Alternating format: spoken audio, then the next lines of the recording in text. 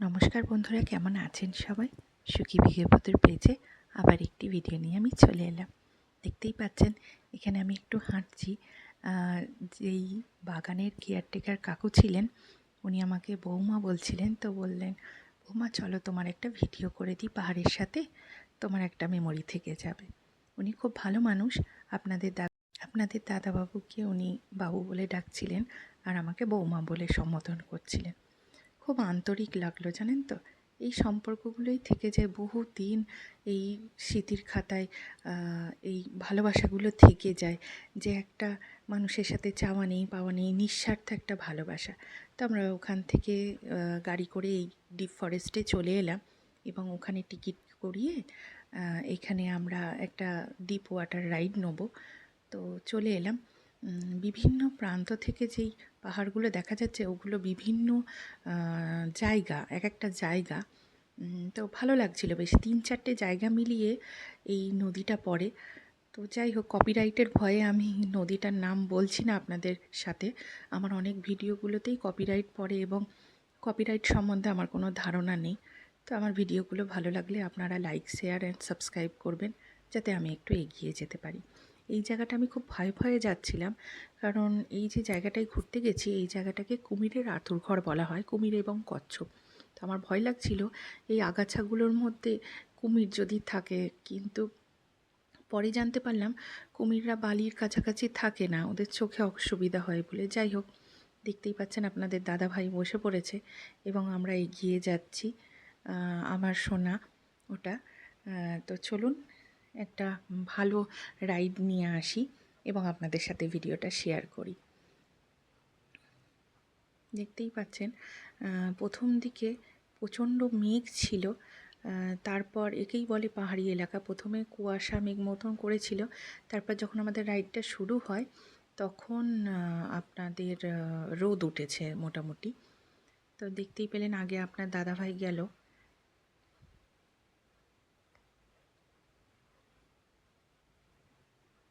কত সুন্দর লাগছে দেখুন দৃশ্যটি, চোখ ভরে দু চোখ ভরে উপভোগ করার মতন একটা সৌন্দর্যতা। এই সব জায়গায় গেলে তখন আর খরচের কথা মাথায় আসে না। জানি খরচ অনেকটা, তাহলেও এই দৃশ্যগুলো যখন দেখি না, তখন মনে হয় যে জীবনে একটা সুন্দর জায়গা ঘুরে এলাম। খুবই সুন্দর জায়গা।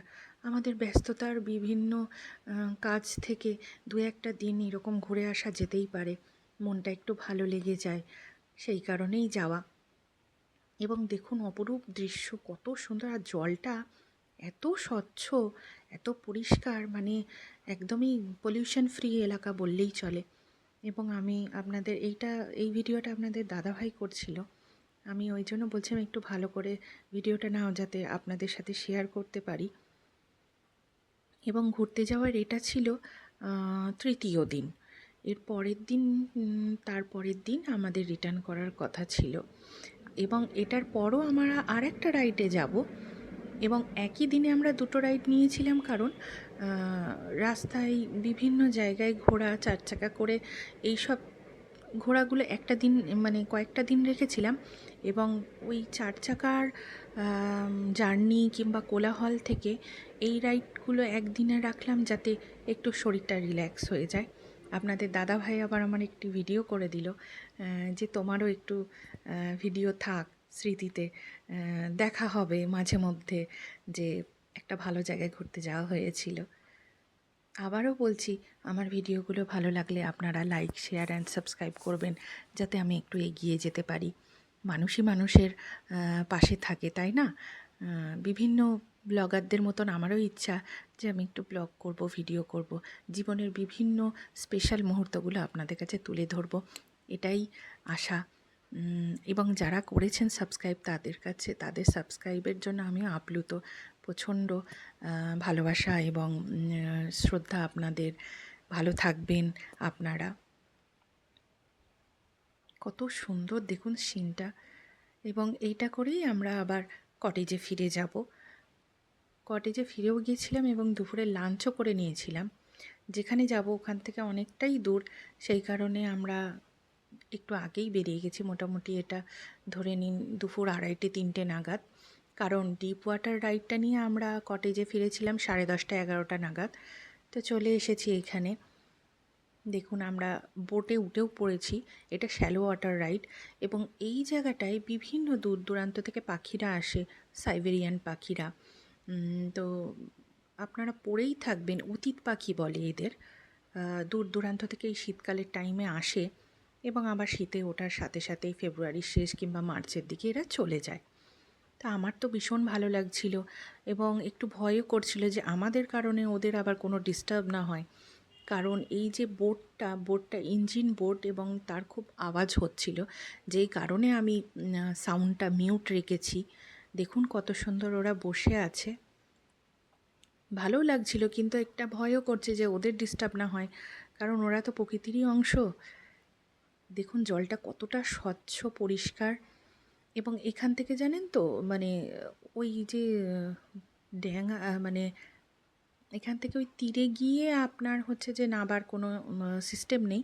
এই জলে নেবেই আপনাকে এগিয়ে যেতে হবে। আমার একটু দেখে অবাকই লেগেছিল, কারণ আমার জলকে একটু ভয় লাগে। দেখুন আপনারা দূরে বুঝতে পারবেন না, কারণ দূরে অনেক পাখি বসেছিল এবং ওদের মোটামুটি একটু কাছে একটু যদি 1 পা 2 পা এগোনো হচ্ছে, পাখিগুলো উড়ে উড়ে একটু দূরে চলে যাচ্ছিল। তো মানে বালির সাথে এমন কালার ছিল পাখিগুলোর যে বোঝাই যাচ্ছিল না। ওখানে মোটামুটি আমরা পৌঁছে গেছিলাম 3:30। 3:30 থেকে 5:30 অবধি সানসেটটা দেখে এবার ফেরার পালা। আমরাও ফিরছি কটেজে, ওরাও ফিরছে দেখুন নিজেদের গন্তব্যে। তো চলুন, আমার ভিডিওগুলো ভালো লাগলে আপনারা লাইক, শেয়ার, সাবস্ক্রাইব করবেন। আবারও বলছি, সবাই ভালো থাকবেন, সবাইকে নিয়ে ভালো থাকবেন। দেখুন কত সুন্দর প্রাকৃতিক দৃশ্য। তাহলে আজকের মতন আসি।